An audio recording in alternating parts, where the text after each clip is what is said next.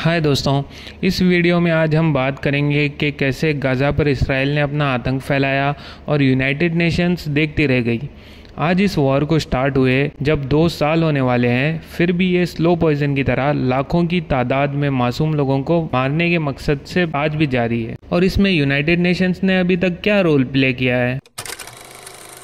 जब अक्टूबर 2023 में war start हुई, उसी टाइम पे यूएन के एक्सपर्ट्स कह देते हैं कि गाज़ा में जेनोसाइड का रिस्क है, लेकिन यूएन सिक्योरिटी काउंसिल इस वार्निंग को पूरी तरह इग्नोर कर देती है, जिसकी वजह से एक्सपर्ट्स को चिंता होने लग जाती है। फिर नवंबर में यूएन द्वारा गाज़ा के लोगों तक फूड, वाटर और मेडिसिन भेजने की कोशिश की जाती है, लेकिन इसराइल इसको ब्लॉकेड लगा देता है। इट मीन्स जो नॉर्मल पब्लिक के लिए फूड, वाटर, मेडिसिन भेजने की जो कोशिश हो रही है उसको भी वो ब्लॉक कर रहा है, उसको भी रोकना चाह रहा है। यहाँ साफ साफ समझ आता है कि नॉर्मल सिविलियंस को टारगेट बनाया हुआ है, ना ही कोई मिलिट्री ग्रुप या फिर किसी भी आतंकवादी को टारगेट नहीं किया इन्होंने, और वो अंदर तक नहीं जा पाते, जिससे थाउजेंड्स ऑफ सिविलियंस मारे जाते हैं। यूएन सिविलियंस को प्रोटेक्ट करने वाले रूल्स जो खुद उन्होंने बनाए थे उसको भी इन्फोर्स नहीं कर पाते।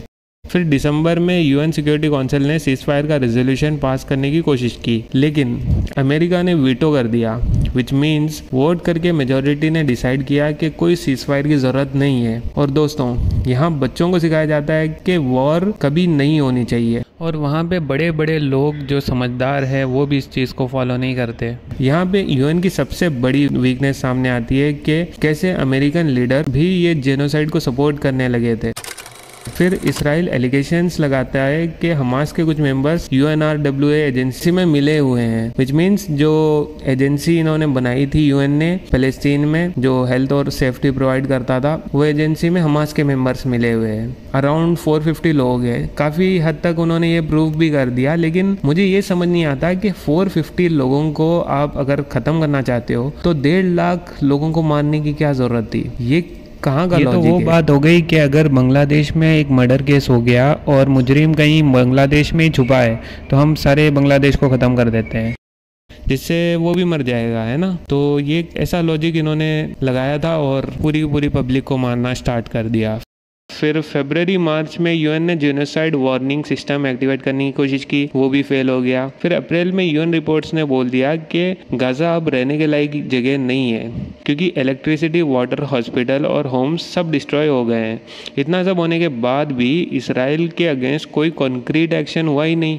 मई जून तक यूएन चीफ इतना गुस्सा हो गए कि ओपनली सिक्योरिटी काउंसिल को ब्लेम किया कि वो गाज़ा, सूडान और यूक्रेन जैसे कॉन्फ्लिक्ट्स भी सॉल्व नहीं कर पाए। फिर जुलाई में यूएन ने गाज़ा के फमाइन डेटा, मतलब जो तबाही और मौतें हुई, उन नंबर्स को पब्लिक से छुपाने के लिए चेंज कर दिया। सितंबर में 3rd सीज़फायर रेजोल्यूशन को फेल किया। अमेरिकन लीडर्स चाहते ही नहीं थे कि वॉर रुके, और वो बार बार वोट किए जा रहे थे कि नहीं, हमें सीज़फायर नहीं चाहिए। फिर उन्होंने अक्टूबर नवंबर में जेनोसाइड को फाइनली कंफर्म किया, और फिर भी यूएस लीडर्स ने यही कहा कि सीज़फायर नहीं होनी चाहिए। ये ऑब्सेस्ड थे नॉर्मल पब्लिक को मारने के लिए कि यूएस के किसी लीडर के माइंड में ये नहीं आया कि उनको इस चीज़ का मे भी आंसर देना पड़ेगा किसी दिन। फिर यूएन ने दिसंबर में न्यू रेजोल्यूशंस पास करने की कोशिश की, लेकिन उनका ग्राउंड पर कोई असर नहीं हुआ। फरवरी मार्च आते आते यूएन इन्वेस्टिगेशन ने बोला कि इसराइल ने फर्टिलिटी सेंटर्स डिस्ट्रॉय किए हैं और सेक्सुअल वायलेंस यूज़ की है। मतलब इन्वेस्टिगेशन प्रॉपर चल रही है यूएन के द्वारा, लेकिन एक्शन कोई नहीं हो रहा। फिर अप्रैल में 8 ट्रक्स डिले हुए। देखिए दोस्तों, फ़लस्तीन तक कोई भी चीज़ इसराइल आर्मी से क्लियर होके जाती है, और वॉर स्टार्ट होने से पहले एक दिन 500 ट्रक गाज़ा में जाते थे मदद के सामान के साथ, लेकिन वॉर स्टार्ट होने के बाद इसराइल ने 2 मंथ लगाए सिर्फ 958 ट्रक्स को क्लियर करने में, और यूएन स्टाफ जो वहाँ काम करता था उन्होंने वहाँ से पिकअप भी नहीं किया। इट मीन्स वो 950 ट्रक्स भी वहाँ पर नहीं पहुँच पाए। जून में यूएन डबल स्टैंडर्ड्स दिखाने लग गया। इसराइल और फ़लस्तीन की सिचुएशन को देख के इवन सिंपैथी जब शो करने की बात आई तो वो इसराइल को सपोर्ट करने लग रहा था। फिर अगस्त सितंबर 2025 में जेनोसाइड ऑफिशियली डिक्लेयर कर दिया। यूएन कमीशन ने ऑफिशियली बोला कि इसराइल ने जेनोसाइड कमिट किया है, लेकिन अब क्या, वॉर तो फिर भी चल रही है। इस मोमेंट पे यूएन पीस मेकर का दिखावा भी नहीं कर पा रहा था।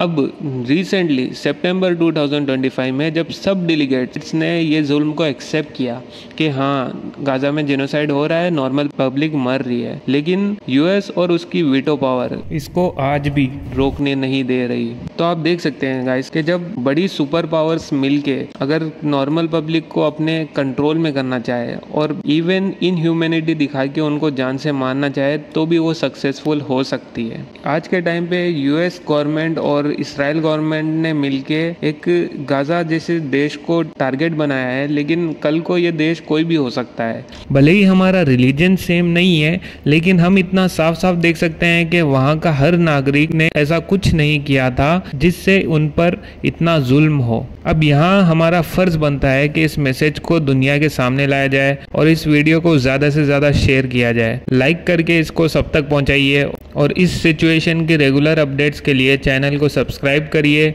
जय हिंद।